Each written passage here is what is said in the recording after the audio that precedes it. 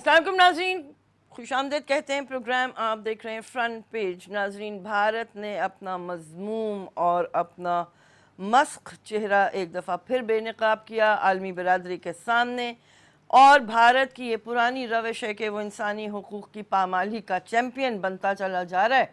आप सब जानते हैं कि कल क्या सूरत हाल हुई मकबूजा जम्मू कश्मीर में। भारत ने वहाँ पर अपने ही आइन को, उसकी जो शिक़ें हैं उनको मनसूख करते हुए मकबूजा जम्मू कश्मीर का कानूनी और आइनी स्टेटस ख़त्म करने की जो कोशिश की, तो आज पाकिस्तान में तो तकरीबन तमाम अखबारात की जो फ्रंट पेजेस हैं उस पर यही ख़बर है, लीड के तौर पे भी और दीगर छोटी ख़बरों में भी सिर्फ कश्मीर है जो सर फहरिस्त है।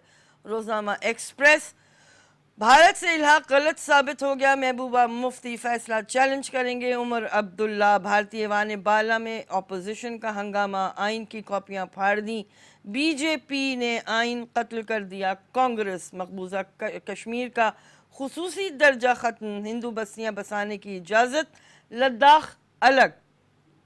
भारत ने आर्टिकल 370 और 35A मनसूख कर दिए, खुसूसी हैसियत ख़त्म करने के लिए सदारती फरमान जारी, मकबूजा कश्मीर अब रियासत नहीं वफाकी इलाका कहलाएगा, वादी की आबादियाती जोग्राफियाई मजहबी सूरत हाल बदल जाएगी, लद्दाख की असम्बली नहीं होगी, राज्यसभा में बिल मंजूर, दर अंदाजी सिक्योरिटी सूरत हाल के पेश नज़र फैसला किया वज़ीर दाखिला अमित शाह, आइन की हिफाजत के लिए जान की बाजी लगा देंगे गुलाम नबी आज़ाद, रियासतों को गलत पैगाम दिया गया चिदम्बरम, दुनिया को कराई गई यकीन दहानियाँ पसे पुष्ट डाल दी शशि थरूर, कश्मीरियों को एतमाद में नहीं लिया गया शरद पवार, कम्युनिस्ट पार्टी की एहतजाज की कॉल, वादी में मजीद 8000 एहलकारों की तैनाती शुरू, कश्मीर तस्लीम शुदा आलमी तनाज़ा, भारत हैसियत नहीं बदल सकता, पाकिस्तान सफ़ीर की तलबी, एहतजाज, भारत का घिनौना चेहरा बेनकाब हो गया, कश्मीरी क़यादत, वज़ीर आज़म के महातीर और रुदवान को फ़ोन, मकबूजा कश्मीर की सूरत हाल पर गुफ्तगू, कश्मीर पर भारतीय फ़ैसले से अफ़गान अमल मुतासर हो सकता है, पाकिस्तान ने अमरीका को बता दिया, चीन रूस समेत मुख्तलिफ ममालिक के दिफाई अताशियों का दौरा कंट्रोल लाइन। और रोज़ाना जंग, भारत ने कश्मीर हड़प कर लिया, खुसूसी हैसियत अलग, परचम और आइन का इख्तियार ख़त्म, कश्मीर पर इक़दाम अंदरूनी मामला, भारत का सलामती काउंसिल के मुस्तकिल मेंबरान को पैगाम, सूरत हाल पर तशवीश है अमरीका, मोदी ने ख़त्ते को तबाही की तरफ धकेल दिया, इमरान खान के आलमी रहनुमाओं से राब्ते, पार्लियामेंट का मुश्तरका इजलास, कोर कमांडर्स कॉन्फ्रेंस आज तलब, कश्मीरियों से इज़हार यकजहती, मुल्क भर में रैलियाँ, मुजाहरे और एहतजाज। अंदाज़ा नहीं था भारत 24 घंटे में ये इक़दाम करेगा, शाह महमूद, कौमी सलामती काउंसिल इजलास में जायज़ा लिया था। वज़ीर ख़ारजा शाह महमूद हज की अदायगी के लिए सऊदी अरब चले गए, कश्मीर के कशीदा हालात में सिफारती कोशिशें जारी हैं, वज़ीर आज़म ने ज़रूरी समझा तो वापस आ जाऊँगा, शाह महमूद, पाकिस्तान ग्रे लिस्ट से ना निकला तो माली ज़मानतें ख़तरे में पड़ जाएंगी, IMF, Modi divorce Kashmir, news की खबर, Imran contacts world leaders on Kashmir, removing IHK's special status can't suppress Kashmiris' freedom struggle, remaining on FATF grey list to impact capital inflows, IMF dawn, New Delhi sheds fig leaf, robs held Kashmir of special status, Imran talked to Erdogan, Mahathir on implications of move for regional peace, FO says India can't alter disputed status of Kashmir by revoking Article 370, Indian High Commissioner summoned corps commanders meeting today। तो ये सारी ख़बरें सारी अखबारात की हैं, इसलिए हम इस वक्त हमारे साथ हमें इस्लामाबाद से ज्वाइन किया है जनाब अब्दुल बासित साहब ने। अब्दुल बासित साहब साबिक़ सफ़ारतकार ख़ारजा सेक्रेटरी, उन्हें हम खुश आमदीद कहते हैं। अस्सलाम वालेकुम। वालेकुम सलाम, बहुत शुक्रिया आपका। बासित साहब, सारी सूरत हाल आपके सामने अनफोल्ड हुई। मैंने कल एक बात अपने प्रोग्राम में सुबह में जब की थी और मैंने सुना कि फिर वो सारा दिन तकरीबन डिस्कस होती रही। बासित साहब, क्या अमरीकी सालिसी की कोशिश कोई ट्रैप था जिसमें हम बड़ी आसानी से आगे बढ़ते चले गए? अब ये कहना कतई तौर पे तो बहुत मुश्किल है, जी। लेकिन लगता कुछ यूं है कि जब सदर ट्रंप ने हमारे वज़ीर आज़म से ये बात की और ख़ास तौर पे मोदी के रेफरेंस से बात की, तो we all got carried away. लेकिन इससे कोई इतना ख़ास फ़र्क भी नहीं पड़ा, क्योंकि देखिए ये कोई वाक़या एक दिन में नहीं हुआ, जी हाँ। इसकी पूरी एक तारीख़ है। और अगर आप 2014 का इंतख़ाबात देखिए भारत में, जी। तो उस वक्त भी उनके इंतखाबी जो मंशूर था, ये 370 और 35 हिस्सा था। जी। और जब इलेक्शंस हुए हैं इस साल, हम्म। उसमें भी इंतखाबी मंशूर में बड़े वाज़े तौर पे उन्होंने ये कहा था कि हम इन दोनों शिकों को रिवोक करेंगे। बिल्कुल।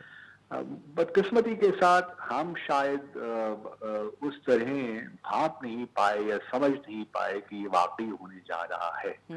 हमारा शायद ख्याल यही था, और ये गलत ख्याल था, क्योंकि हम जैसे लोग जो थे वो बार बार तवज्जो करवाते रहे जी। हुकूमत को कि ये होने जा रहा है और हमें मजबूत पॉलिसी बनानी पड़ेगी। लेकिन हम लोग इसी बात पे लगे रहे कि हमने मुज़ाकरात करने हैं, मुज़ाकरात करने हैं। और जब आप ऐसे सिग्नल देते हैं अपने एडवर्सरी को कि जहां आपकी कमजोरियां बिल्कुल साफ दिखाई देती हैं, तो तब इसीलिए हमने देखा कि मोदी ने कभी भी पिछले 5 सालों में कश्मीर के मुज़ाकरात करने की कोशिश नहीं की, बल्कि उससे जान छुड़ाई। बिल्कुल।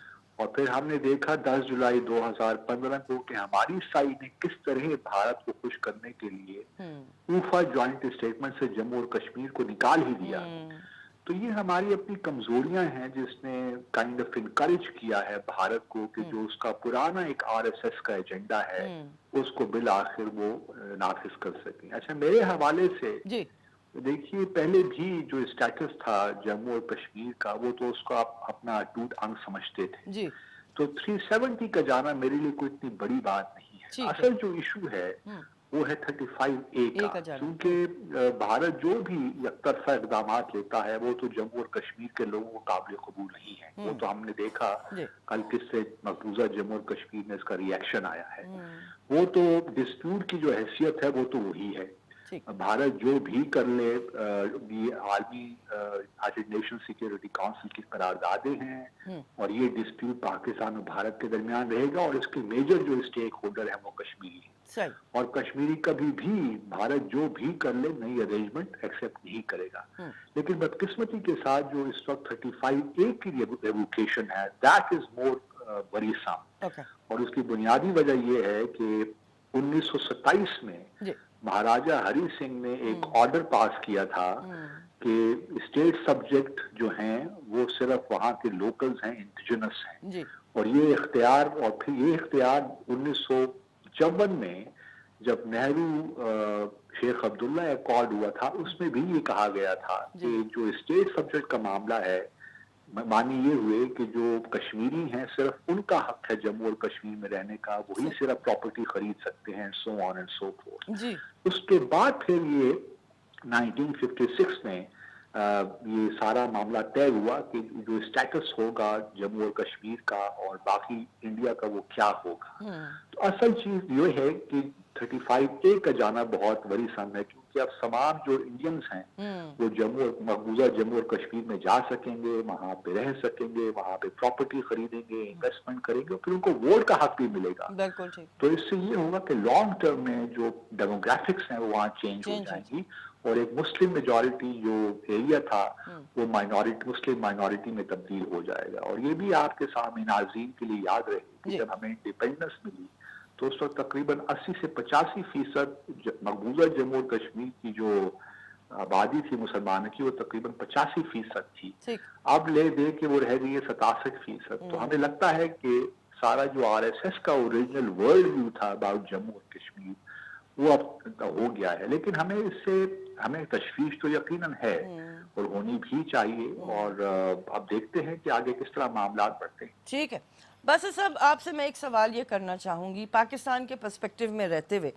हमारा मुझे लगता है कि जितना भी ट्रीटमेंट टुवर्ड्स कश्मीर इशू रहा है वो बड़ा कंफ्यूज्ड रहा है। क्यों?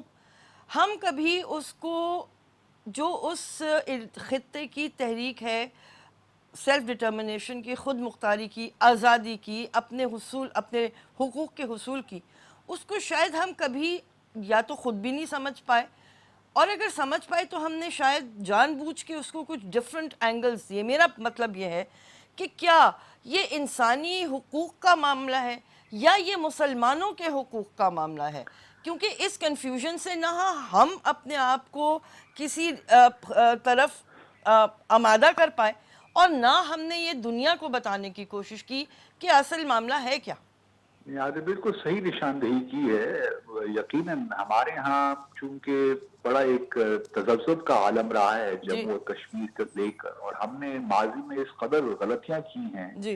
इस तनाज़े के हवाले से कि आज हमको भुगतना पड़ रहा है। और हमें क्या भुगतना पड़ रहा है? बुनियादी तौर पे जम्मू और कश्मीर के बेचारे जो लोग हैं उनको भुगतना पड़ रहा है।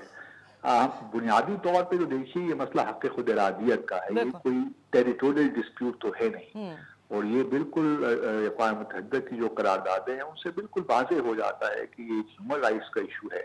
और कश्मीरियों के साथ ये हम सब लोगों ने एक कमिटमेंट दी है कि वहाँ पे एक रेफरेंडम होगा और आया वो पाकिस्तान को ज्वाइन करें और भारत को ज्वाइन करें। लेकिन हमने पिछले 10-15 सालों में समझता हूँ कि जो गलतियां की हैं जम्मू और कश्मीर को लेकर, आज वो उसका हम खमियाजा भुगत रहे हैं। देखिए मैं मतलब बहुत सी बातें मैं कर सकता हूँ, लेकिन चूंकि मुनासिब नहीं है पब्लिक डोमेन में लाने की।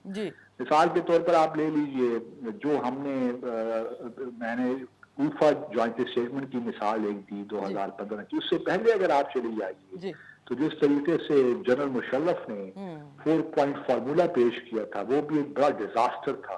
और उसने भी बहुत सिवियरली डैमेज किया कश्मीर कॉज को। फिर हमने जो आगे थोड़ा सा आ जाइए तो हम हर वक्त डायलॉग की बातें करते रहते हैं। उसमें 2019-4 से लेकर फिर जो 6 जनवरी 2004 की स्टेटमेंट है पाकिस्तान भारत की, उसमें आप देखिए तो हम ये काइंड ऑफ इनडायरेक्टली हम ये एक्सेप्ट कर रहे हैं कि पाकिस्तान से दरअंदाजी हो रही है कि हमारी जो टेरिटरी है वो कभी आइंदा यूज नहीं होगी जम्मू और कश्मीर के लिए। तो हमने बहुत से ऐसे स्टेप लिए हैं और फिर हमारी सफारतकारी कश्मीर पे हमें कोई नजर नहीं आई। बदकिस्मती के साथ मैं भी उसका हिस्सा रहा हूँ तो थोड़ा बहुत इल्जाम मुझे भी आता है कि हमने उसको एक्टिवली उस तरह परसू नहीं किया जिस तरह करना चाहिए था।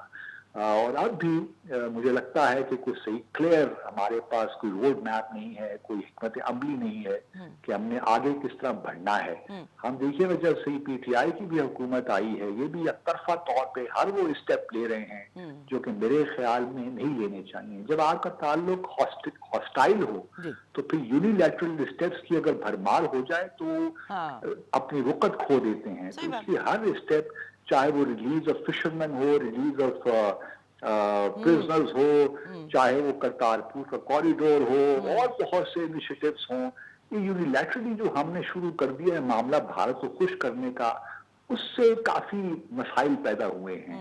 और मैं समझता हूं कि थोड़ा बहुत अब हमें ये डायलॉग की बात तो कम से कम फिलहाल खत्म कर देनी चाहिए। हमें अपना रिएक्शन शो करना चाहिए और स्ट्रॉन्ग रिएक्शन शो करना चाहिए। मैं कतई ये नहीं कह रहा कि हमें LOC पे कोई टेंशन क्रिएट करनी चाहिए या इसको सब की बात, वो तो देखिए वॉर तो इशू नहीं है। असल मसला डिप्लोमेसी है कि डिप्लोमेसी में हमने किस तरह इफेक्टिवनेस उसमें इंजेक्ट करनी है, किस तरह हमने दुनिया को बावर करवाना है। हमारा नैरेटिव दुनिया एक्सेप्ट नहीं कर रही बदकिस्मती के साथ। ना हमें अपने इंटरनेशनल मीडिया में लोग नजर आते हैं, ना हमारा जो ओवरसीज पाकिस्तानी जो है डायस्पोरा है उसको हम मोबिलाइज कर सकें। तो बहुत से एरियाज हैं जहाँ पे काम करने की जरूरत है। अगर आप पूछेंगी तो मैं आपको स्टेप बाय स्टेप बता भी दूंगा। जी जरूर, बिल्कुल पूछते हैं अभी आपसे बासित साहब। लेकिन मुझे ये बताइए, आपने जिस तरह कहा कि हमने गालिबन मेरी अंडरस्टैंडिंग कि बड़ा माजरत खाना और कंप्लेसेंट किस्म का जो रवैया भारत के सामने पोर्ट्रे किया, उसकी कोई आपको कोई वजूहात अगर आप उनको आइडेंटिफाई कर सकें और फिर हम आगे की जाने बढ़ेंगे। लेकिन ब्रेक लेते हैं बासित साहब आपकी इजाज़त से। नाज़रीन, प्रोग्राम आप देख रहे हैं front page.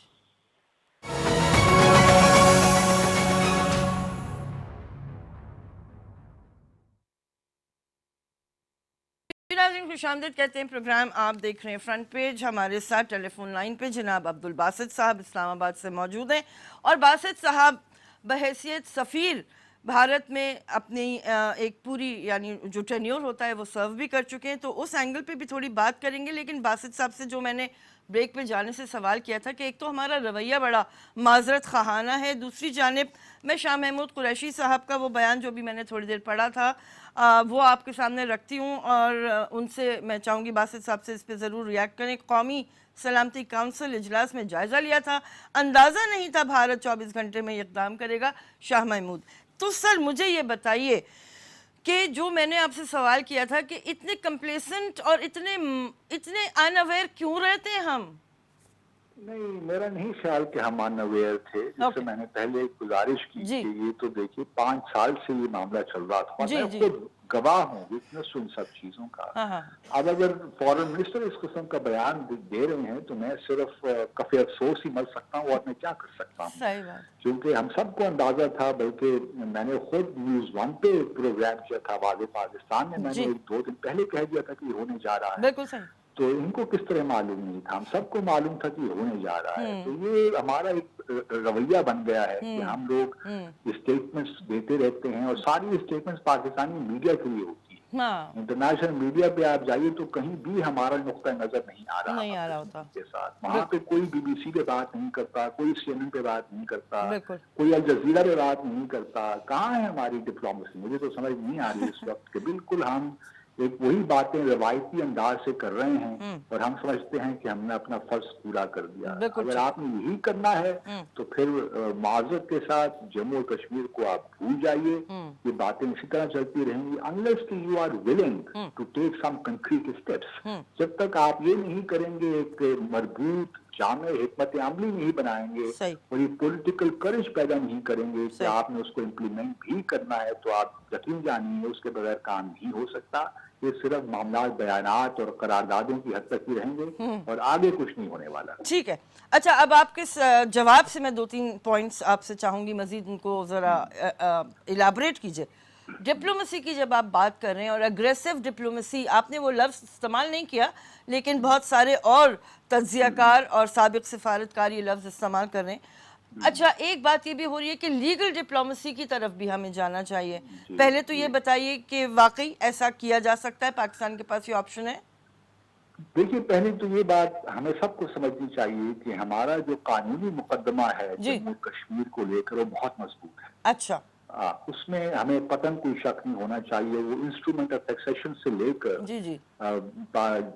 UN security council की रेजोल्यूशन से लेकर और आज जो कल जो भारत का फैसला किया है वो सब हमारे फेवर में ही है बुनियादी तौर पे। तो हमारा जो कानूनी मुकदमा है बहुत मजबूत है और हमने उस पर कभी काम नहीं किया। अभी भी देखिए ना, इस सारे फैसले से जो भारत ने कल किया है इससे क्या हुआ है कि पूरा जम्मू और कश्मीर की जो सिचुएशन है वो 1947 पर आ पहुंची है। ठीक है, क्योंकि एक कॉम्पैक्ट था जम्मू और कश्मीर का और भारत की हुकूमत का। वो भारत की हुकूमत ने यूनिलैटरली उसको रिवोक कर दिया। तो उससे ये मतलब हुआ कि जो स्पेशल अरेंजमेंट थी जम्मू और कश्मीर की और न्यू दिल्ली की वो खत्म हो गई। जो इंस्ट्रूमेंट सो कॉल्ड, में तो उस इंस्ट्रूमेंट ऑफ एक्सेशन को भी नहीं मानता क्योंकि आज तक भारत ने उसकी ओरिजिनल कॉपी हमें नहीं दिखाई। ठीक है, वो पहली दफा जो इंस्ट्रूमेंट ऑफ एक्सेशन का हमें कोई इमेज नजर आया वल्लभ भाई पटेल की जो मेमोरियल्स हैं, 9 लेटर्स हैं, 1974 के हैं, मुझे सही सन याद नहीं आ रहा। उसमें हमें एक अक्स नजर आता है, लेकिन आज तक भारत ने ओरिजिनल इंस्ट्रूमेंट ऑफ एक्सेशन हमें नहीं दिया। फिर देखिए, अक़वाम मुत्तहिदा की जो करारदादें हैं वो हमें लीगल बेस प्रोवाइड करती हैं। वो ठीक है, अंडर चैप्टर 6 हैं, लेकिन फिर भी वो इम्पोर्टेंट उन्हीं के बेस पे हमारा सारा केस है क्योंकि भारत ने उन करारदादों को एक्सेप्ट किया हुआ है। फिर आप आगे आ जाइए, ताशकंद डिक्लेरेशन जो है 1966 का, उसमें जम्मू और कश्मीर का जिक्र है। फिर शिमला एग्रीमेंट आप देखिए 1972 का, उसमें दोनों ममालिक ये बात करते हैं कि हम इसको सॉल्व करेंगे।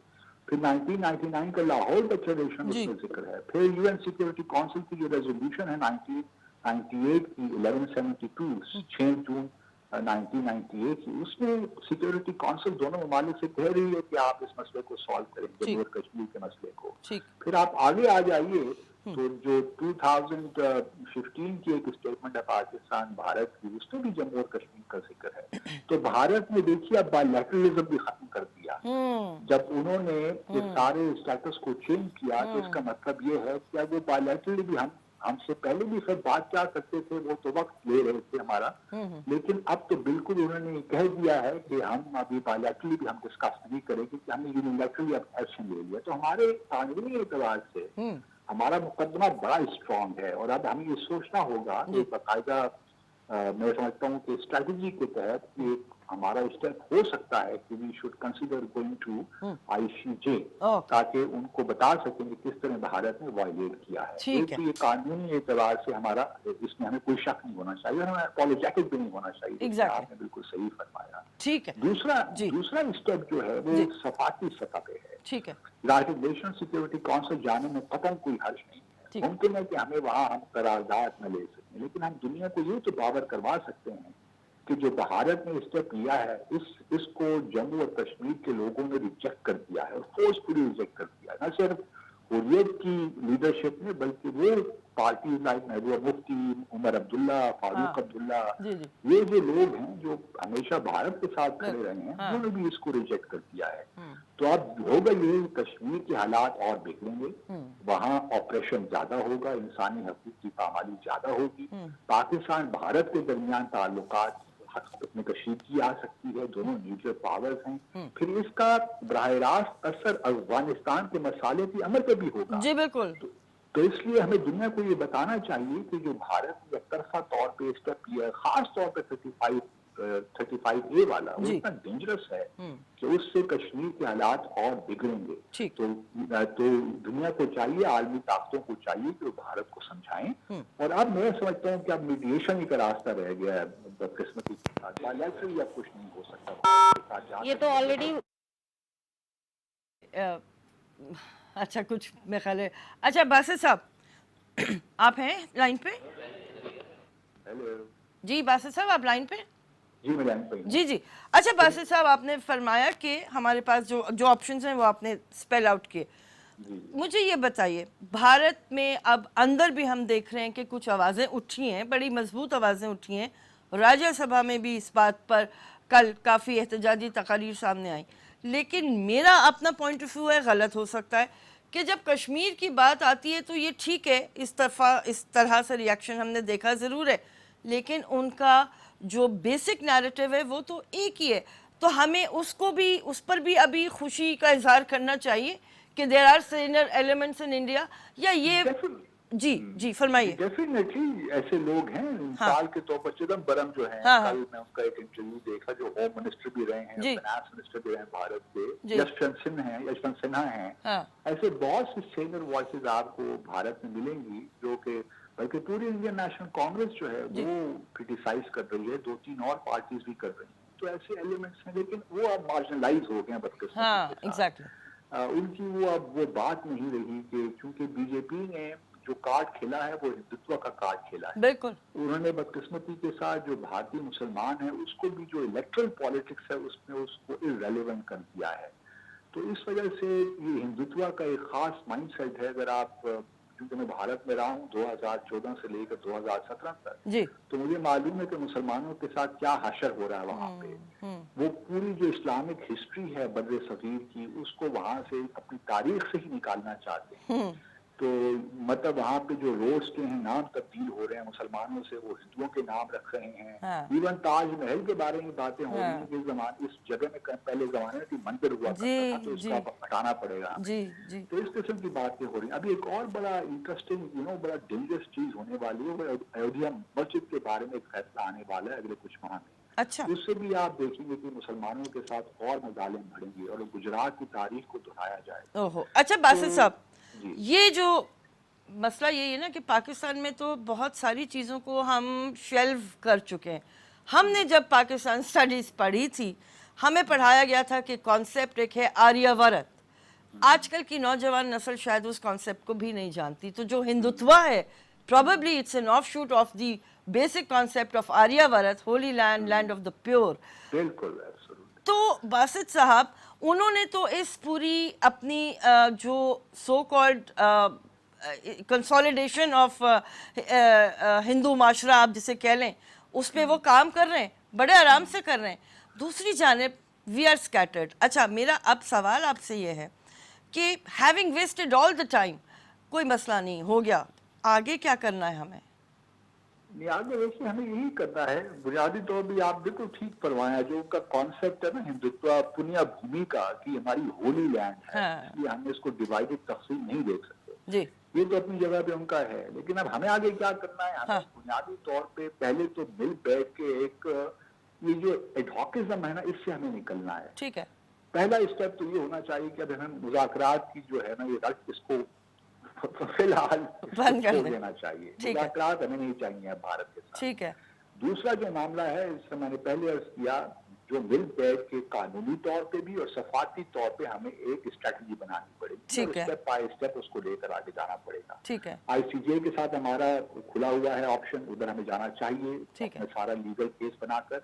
उसके बाद सिक्योरिटी काउंसिल में हमें जरूर जाना चाहिए। इसी तरह मैं समझता हूँ कि हमें अपने जो ताल्लुकात उनको डाउनग्रेड करना चाहिए, ताकि कश्मीरियों को मालूम हो कि हम कहाँ खड़े हैं। भारत में अब हमें नए हाई कमिश्नर हमारे जा रहे हैं, उनको इस वक्त भिजवाने की कतई कोई जरूरत नहीं है हमें। ठीक है, फिलहाल उनको आप सीबीए के लेवल पे मिशन रखें, और यहाँ से भी सफीर से आप कहें कि आप जाइए फिलहाल। हाँ, तो यहाँ पे थोड़ा सा हमें रिजाइनमेंट प्रोटेस्ट तो शो करना चाहिए ना, ठीक है। इतना तो हमें करेज होनी चाहिए कि हम अपने फिलहाल, क्योंकि मुज़ाकरात की तो कोई सूरत है नहीं, हाँ। हम करना चाहते हैं, तो अपने मिशन को हम डाउनग्रेड करें। फिर ठीक। जो इस वक्त और चीजें हो रही हैं, एयर स्पेस की बात भी लोग कर रहे हैं कि बंद कर दीजिए, लेकिन वो एक एक्सट्रीम स्टेप है, उसमें दुनिया की जो है एयरलाइन या एविएशन है वो अफेक्ट होती है, तो उस पर थोड़ा सोच समझ के हमें काम करना होगा। ठीक है, फिर OIC का हमें एक हंगामी इजलास बुलाना चाहिए, जो उससे निकलेगा कुछ नहीं, लेकिन ऑप्टिक्स हैं। अब सिर्फ ये ना हो कि OIC कॉन्टैक्ट ग्रुप की हम मीटिंग कर लें, उसमें हाँ। टर्की, नाइजर, सऊदी अरब 4 मिनट बैठ जाते हैं और रिवायती किस्म की बात होती है, उसको ठीक। गुरेज करें। ठीक। OIC का हंगामी इजलास अगर फॉरेन मिनिस्टर काउंसिल का बुला सकते हैं तो that will be great. Okay, उसमें एक ऑप्टिक्स आपको मिल जाएंगे, एक आपकी पोजीशन मजबूत हो जाएगी, तो अच्छी करारदाद आप वहां से ला सकते हैं। ठीक है। इस तरह पूरी दुनिया में फैल जाइए, आप मीडिया पे कीजिए, बात कीजिए, सफारतकारी को एक्टिव कीजिए, यही कर सकते हैं फिलहाल, लेकिन खुदारा बायलैटरल डायलॉग की बात है ना कीजिए। अच्छा, बासित साहब ये बताइएगा, एक तो राजा फारूक हैदर साहब आज़ाद कश्मीर हमारे जो ज़ाहिर है कि वज़ीर आज़म कश्मीर हैं, वो कह रहे हैं कि ख़तरा है कि भारत हो सकता है कि आज़ाद कश्मीर पे भी हमले की कोई कोशिश करे। एक सवाल ये। दूसरी जानिब ये बताइएगा कि इस वक्त की टाइमिंग, यानी राइट आफ्टर इलेक्शंस, मोदी साहब को अपना जो इलेक्शन मैनिफेस्टो था उसका इसी नुक्ते का इतलाक और निफाज क्यों ज़रूरी था? नहीं, उनको देखिए मालूम है, उनको मालूम है कि पाकिस्तान इस वक्त विकेट पे है, वीक विकेट पे है, और हम चूंकि अफगानिस्तान में मसाले की कोशिश कर रहे हैं, और वो अब भारत के इंटरेस्ट में नहीं है। हाँ। देखिए, अफगानिस्तान में जो अमन है ना, वो भारत के इंटरेस्ट में नहीं। उन्होंने पिछले 3 साल में, बल्कि 15 सालों में तकरीबन 3 अरब वहां पे इन्वेस्टमेंट की है, बिल्कुल। खास तौर पर पाकिस्तान के मफादात को हर्ट करने की। जी। अब वो किस तरह चाहेंगे कि तालिबान उस हुकूमत में शामिल हो जाएं, और पाकिस्तान, ठीक है तालिबान में हमारा भी बहुत इन्फ्लुएंस नहीं होगा, लेकिन एक भारत हमारे लिए एक बेहतर सिचुएशन हो जाए। ठीक। तो और उनको जो उन्होंने बलूचिस्तान में किया, CPAC के खिलाफ जो उन्होंने वायलेंस यहाँ क्रिएट किया, वो तमाम उनके इंटरेस्ट के खिलाफ जाता है। तो वो थोड़ा बहुत अफगानिस्तान की सिचुएशन को भी हर्ट करना चाह रहे हैं। तो ये बड़ा मौका था उनकी, क्योंकि हम जानते हैं कि 1 सितंबर तक शायद अफगानिस्तान की हद तक कोई एग्रीमेंट हो जाए, तो उसको भी वो सबवर्ट करना चाहते हैं। तो ये हर चीजें इंटरलिंक्ड हैं। हमें थोड़ा बहुत इसको सोचना पड़ेगा, क्योंकि हमारे लिए बहुत मुश्किल है, और मैं नहीं समझता कि LOC पे बहुत एस्केलेशन होगी। क्योंकि अभी प्राइम मिनिस्टर मोदी ने मिलना है फ्रांस में, वहाँ पे G7 की मीटिंग हो रही है 26 अगस्त को। फ्रेंच प्रेसिडेंट ने प्राइम मिनिस्टर मोदी को वहाँ बुलाया है, और फिर तो ये सारी चीजें वहाँ डिस्कस होंगी।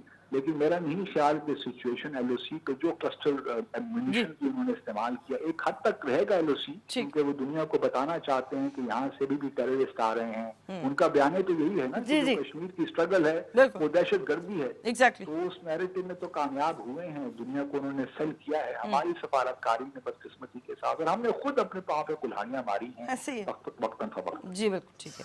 चलिए, बहुत शुक्रिया अब्दुल बासित साहब, आपने सुबह सुबह हमें टाइम दिया। हमारे नाजरीन को बहुत ऐसे नुकात आपसे सीखने का मौका और समझने का मौका मिला कि जो बहुत पर्टिनेंट हैं। इंशाल्लाह आपसे आइंदा भी रब्ता रहेगा। ख्याल रखिएगा। नाजरीन, आपका भी शुक्रिया, आपने प्रोग्राम देखा, सुना। ये बहुत, जिसे कहना चाहिए नाजुक, वाकई नाजुक, ये यानी क्लीशे हो चुका है ये लफ्ज़ के नाजुक, लेकिन वाकईतन ये नाजुक दौर इसलिए है कि हमें अपने आँख, कान और ज़बान बंद रखनी है, आँख और कान खुले रखने, फ़हम से काम लेना है, दानिश से काम लेना है, क्योंकि ये सिर्फ भारत और पाकिस्तान का मामला नहीं है। ये एक जीते जागते खित्ते का मामला है, जहाँ पे लाखों लोग जिंदा हालत में तो हैं, लेकिन शायद वो ज़िंदगी उस तरह नहीं गुजार पा रहे जिस तरह मैं और आप गुजारते हैं। इन तमाम नुकात पे गौर कीजिएगा। ख्याल रखिए। अल्लाह हाफ़िज़।